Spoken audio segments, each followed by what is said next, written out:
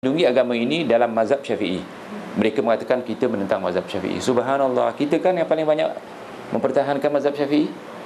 Kita kan berkata Syafi'i, dan saya bawa sejumlah bukti nanti bahawa kita mempertahankan Imam Syafi'i sebentar lagi insya-Allah.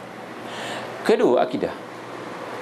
Dia mengatakan bahawa akidah kita akidah tauhid 3, uluhiyah, rububiyah wa sifat. Kita tak nafikan. Apakah itu akidah menentang raja? Tidak. Kita mempertahankan akidah Imam Syafi'i. Saya akan buktikan juga. Jadi tuan-tuan, kalau ditadakan ada orang tidak faham persoalan ni, bila dibaikkan raja, tolong jangan dimaki raja. Kalau dibaikkan raja, jangan berangan-angan nanti kita jatuhkan raja ni biar kita dapat mengajar. Jangan. Malah kalimah ugutan juga tidak boleh kepada pemimpin. Saya katakan tadi awal-awal, sekarang Perdana Menteri Malaysia mengatakan satu Malaysia. Saya katakan, kalau dikembalikan kepada Islam, kiblat kita berapa? Satu. Nabi kita berapa? Quran kita berapa? Hadis kita? Tuhan kita satu. Cuma mungkin dari segi politik, masyarakat plural majmuk dan tafsiran dia berbeza. Tafsiran kami, ya kalau itu nak diperjuangkan, kami sudah perjuangkan dulu.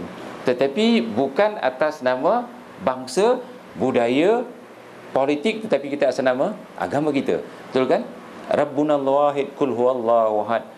Tuhan kita satu. Katakanlah Allah itu satu. Kaabah kita satu, menghadap yang satu. Agama kita satu, ada berbilang-bilang. Quran kita satu, ada Quran yang lain. Hadis kita adalah sunnah Rasulullah SAW, ada sunnah yang lain. Jadi kita katakan seperti itu. Tetapi dalam hal ni, kita hanya memperkatakan dia, apakah hak kita di dalam Malaysia ni sebagai orang Islam? Orang Islam sudah dilindungi undang-undang. Jadi jangan gunakan kekerasan dan sebagainya, bahasa yang tidak bagus, tapi kita gunakan cara profesional, apa dia? Undang-undang. Saya teruskan lagi.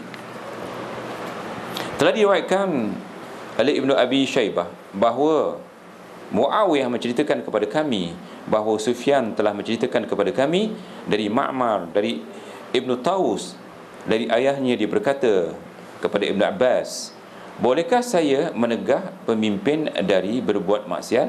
Ibn Abbas berkata, jangan. Lihat, siapa Ibn Abbas? Kibarus sahabat, liwa'ut tafsir, amirut tafsir. Kerana akan membuatkan fitnah, menimbulkan fitnah. Kemudian dia berkata lagi, bagaimana jika dia menyuruh untuk berbuat maksiat? Ibn Abbas menjawab, ketiga seperti itu, cegahlah dia. Buat maksiat, contohnya Hajjaj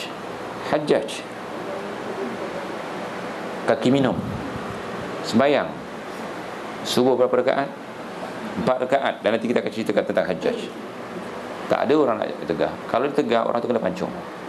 Tetapi kalau disuruh hantar minum, baru cegah. Kan berbeza. Ini Ibn Abbas, dan hadisnya adalah hadis yang sahih. Dari jalur Yahya bin Yaman, Sufyan telah menceritakan kepada kami dari Qais bin Wahab, dari Anas bin Malik radhiyallahu anhu, dia berkata, para pembesar dari kalangan sahabat Rasulullah SAW melarang kami mencela, menghina penguasa atau pemerintah. Ingat, saya dah buat ni, saya ingat berapa tahun yang lalu, baca di dalamnya sikap ahli sunnah wal jamaah dan pemimpin umum, sama ada orang atasan, orang bawahan, siapa saja, laki-laki, perempuan, kita punya sikap, dan di dalamnya dipenuhi Quran dan hadis. Saya teruskan saja. Siapa yang memulihkan atas nama Allah penguasa di bumi, maka Allah akan memuliakan dia di hari kiamat. Dan barang siapa menghina penguasa, maka Allah pun akan menghinanya di hari kiamat. Malah di dunia lagi akan dihina. Tuan-tuan, beri perhatian. Ini bukan kata-kata saya. Saya tidak mahu ahli sunnah wal jamaah besok membuat itu, membuat ini, sedangkan sudah diajar oleh Rasulullah dan oleh ulama-ulama kita. Kita tidak boleh berbuat sembarangan terhadap pemerintah. Minta maaf ya, saya masih Singaporean walaupun dipaksa untuk jadi warga negara Malaysia. Apa kepentingan saya di Malaysia? Kepentingan saya dakwah saja. Ya kan? Kalau saya Malaysian, mungkin orang katakan, oh saya kaki UMNO. Tidak, tak ada orang UMNO ataupun UMNO beri saya biaya untuk berdakwah, tak ada. PAS, UMNO, tidak ada satu badan pun beri saya biaya untuk berdakwah atas usaha saya dan anak saya untuk bekerja berdakwah. Dan adalah sahabat-sahabat yang menyumbang. Alhamdulillah, sumbang ni baik, orang tuanya dekat sini, depan saya, dia menyumbang besar, amat besar untuk dakwah saya, Semoga Allah membalas sumbangan dia, infaknya terhadap dakwah yang kami usahakan, yang banyak menghadapi berbagai-bagai rintangan, Kemudian saya teruskan lagi. Dari Asami berkata, saya mendatangi Abu Umamah, lantas dia berkata, janganlah kamu mencela, mengutuk, menghina Al-Hajjaj. Lihat Hajjaj fasik. Berapa sahabat dibunuh, tetapi urusan dia buat maksiat, urusan dia dengan Allah. Tetapi dia tetap menjaga pemerintah. Dia, kalau negeri Islam nak diserang, dia mempertahankan dulu. Kalau ada orang buat kesalahan, dia akan hukum dulu, walaupun dia buat kesalahan. Tetapi pemerintah tetap dijaga olehnya, kerana dia adalah penguasamu dan bukan penguasaku. Artinya untuk semua penguasa ni, bukan individu. Perkataan beliau, dia bukan penguasaku, kerana Abu Umamah tinggal di Syam, sedangkan Al-Hajjaj gubernur di wilayah Iraq. Seolah-olah ini engkau punya penguasa di Kuan Yew kat Singapura. Di sini siapa, Najib? Tak ada istilah tu. Orang Islam apabila memperkata-kata hak, di mana pun dia berada sama. Kalau di Mekah saya katakan seperti itu kepada orang Arab, anta tidak boleh jatuhkan pemimpin anta. Begitu juga di sini. Saya teruskan sahabat. Tak apa, agak ni berlainan kuliahnya malam petang ni, tapi untuk kebaikan. Janganlah kamu mencela penguasa pemimpin kamu. Doakanlah dengan kebaikan bagi mereka. Sesungguhnya baiknya pemimpin juga merupakan kebaikan bagi kamu. Baik pemimpin, baik untuk kita, betul kan? Kalau pemimpin zalim, kita kena bersabar. Sesungguhnya awal kemunafikan seseorang adalah ketika dia mencela pemimpin. Mau ke jadi munafik?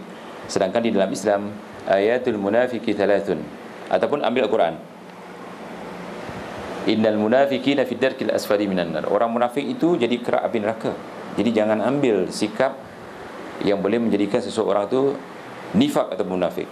Janganlah kamu melaknat, memaki hamun pemimpin, penguasa yang dikatakan di Malaysia itu raja ataupun penguasa yang ada, kerana melaknat mereka dapat memangkas agama. Arti memangkas agama, atau dipangkas, mencacatkan agama.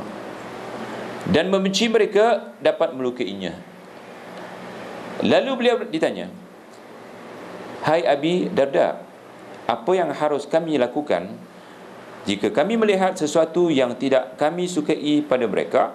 Beliau menjawab, bersabarlah kamu, kerana sesungguhnya Allah melihat yang demikian pada diri mereka. Nescaya Allah akan menahan mereka dengan kematian. Artinya Allah akan menyelamatkan kita dengan dimatikan orang ni, ataupun akan diberi oleh Allah SWT balasan di dunia sebelum akhirat. Saya teruskan.